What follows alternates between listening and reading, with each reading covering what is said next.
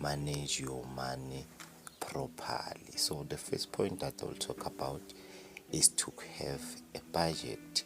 Many people don't think the importance of having a budget because of many reasons. Some they've tried having a budget but they quit before they even start. Some they do have budgets but they don't follow them through. Some they do have budget but they only followed it once, and next month end up not doing as they planned to do. So the problems that most people faced in facing a budget is price changes. People will budget, or personally I will budget and find that the price that I have budgeted things for are above than the projected price. So then that's where then I need to make sacrifices or add up the budget a little bit. But the fact that it's important that I have the budget already in place. So a budget, it's when you take your net income. Your net income, it means use your income after tax, and then you evaluate your expenses, your daily and monthly expenses, things that you need, including bills, including your diet, which is means food, including transport, education, funeral covers, and insurance. Those are part of your expenses that are need to be taken care of, so that you can be also be able to be effective at what you do. You can also be effective on the work that you do at work, and your life cannot be disturbed in the middle of the month. So if you are able to cover all your expenses well, you don't have to use your credit card, or you don't have to seek out debt in order for you to add up your expenses. And it's also important for you to understand your expenses, so that you can know, if I buy this, how long will it last, how long my consuming rate is at with this product that am I buying. Even if I can lose income in the middle of the month, can it be able to last me up until month end? So it's also important that you understand that. So, and in part of expenses, there are variable expenses and fixed expenses.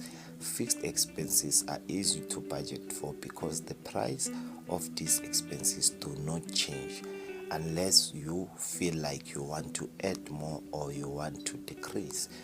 Expenses like your insurance, funeral cover, it could be also transport. So it's important for you to understand them and put them first on your budget list when it comes to expenses. And then we have variable expenses. Variable expenses are these expenses that changes from time to time. It can be your food, it can be your subscriptions, it can be your fuel. Sometimes if you have a car, it can be your children's needs, because they change from time to time. But it is also important to have a specific and specified amount that you are going to spend on the variable expenses. And then the third point into budgeting, it should be your savings and investment. So in this part, it's where you put at least 20% or 10% of your budget into saving. When you are saving, you are creating an emergency account for yourself. You are also creating a leverage that the money can be used to leverage other opportunities that will come your way. And also with investing is when you put the money away by buying assets or buying shares, depending on the amount that you earn and depending on the availability of the amount you have. And then the last point is liquid amount. Liquid amount is the amount that you're supposed to have on your account, on your bank account, so that it can stay there unless another thing comes up on a monthly basis that you need to cover. Then you use that money instead of trying to get a debt or using your credit card. So another important and last factor of budgeting is to focus on creating a budget that means value to you, a budget that is important to you and according to how you could afford. In that way, you can be able to better manage your money because you understand where your money goes, you understand the value of every cent.